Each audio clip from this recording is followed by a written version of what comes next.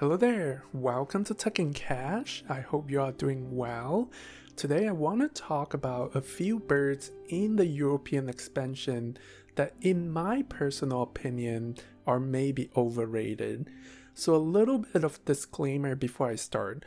I've been playing Wingspan for 2 years, mostly on the digital app, which has the European expansion but not Oceania and Asia expansion.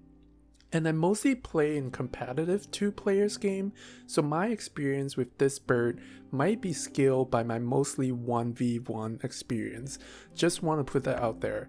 Also, when I say overrated, I don't mean these birds are bad, but I think they just might not be as great as what they appear on first look, and I will try to explain my rationale as I go over each bird. Alright, the first bird I want to talk about is the northern goshawk. It belongs to the new class of predators introduced in European expansion where you can pay the food cost by tugging cards from your hand. So you can tug up to 2 cards from your hand to play the goshawk that gives you 5 bird points, so you gain about 7 points in total. This is especially useful when you can tuck away cards that you are not going to play anyway and turn them into points. Sounds pretty good, right? Well, but if you think about the average point gains per turn, say you take 1 turn to gain the 2 cards and 1 turn to play the goshawk, that's about 3.5 points per turn. I would say that's a pretty average return. It's even worse when you have to spend eggs to pick up extra cards or to play the bird.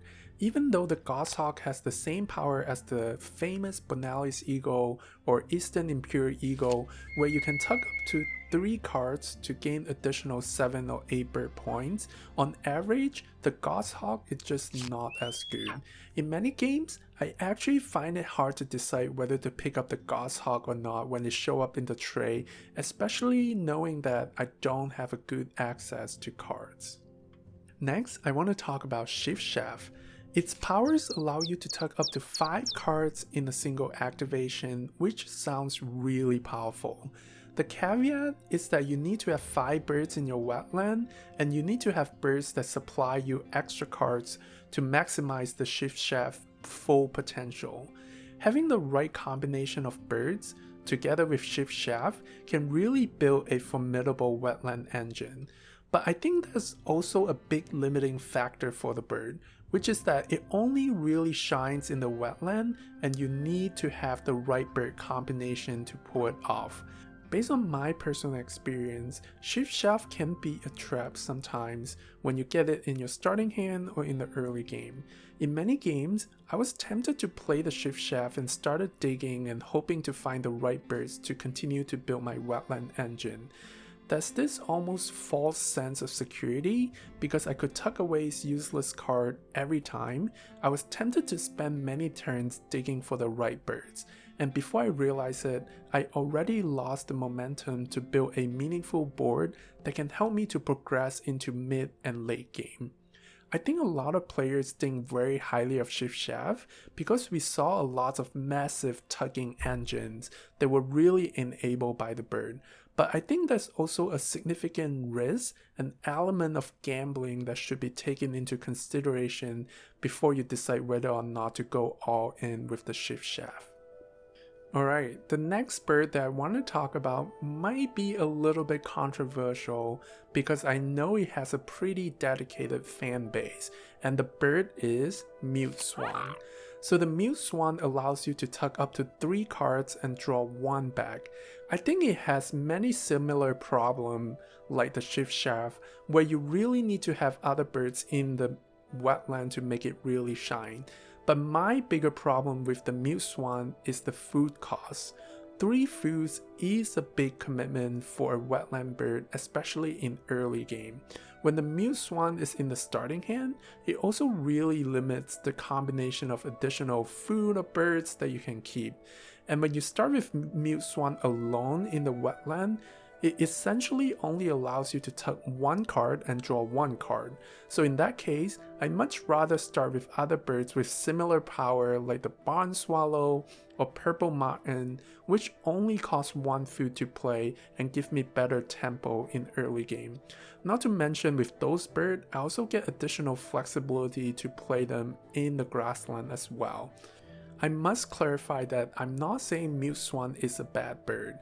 If it shows up in my starting hand or in the early game, I'm likely still gonna keep it or deny it from my opponent. Is that gonna happen all the time, every time? Probably not. And is it one of the best wetland bird to kickstart your game? In my opinion, no.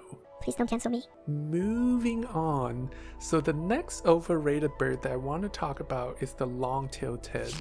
It looks pretty good on the paper. For 2 different foods, you get to unlock 2 foods in the forest immediately, and you also get a star nest. The problem I have with the long-tailed tit is the 0 bird points for 2 foods. That really set you back in terms of points on the board in early game, and really, forest with just long-tailed tit doesn't really give you much better access to food compared to many other situations. Also, because it costs 2 food, if you have it in your starting hand, it also limits additional birds that you can keep. I'm not a fan. Finally, I think the European robin is another forest bird that's slightly overrated. It is very similar to the great tit, but instead of picking another food from the feeder, with the European robin, you get a food type that you already gained that turn. Getting extra food with brown power is usually pretty good, but because of the restriction, it might mean sometimes you have to go back to the feeder twice to get different food that you need to play one bird. That happens a lot in early game if you only have the robin in the forest, and that really kind of kills the tempo that you're supposed to gain with good brown power like this. And again, the 3 food costs make the European robin even more restrictive when you try to decide on your starting hand. All in all, I think the European robin is mediocre at best compared to all the other food gaining forest birds. So there you have it. Those are some of the birds from the European expansion that in my opinion are overrated. And I must reiterate that I'm not saying these are bad birds, but I think they can be a trap sometimes given how similar they are to other great birds. Or for birds like the shift shaft or muteswan, they're always featured in high scoring game with amazing wetland engine, but in reality, I think they have a much smaller range of situation where they are truly amazing. So let me know if you agree or disagree, and what other birds do you think are overrated. As always, thanks for watching. I hope you enjoyed watching this video, and I'll see you in the next one.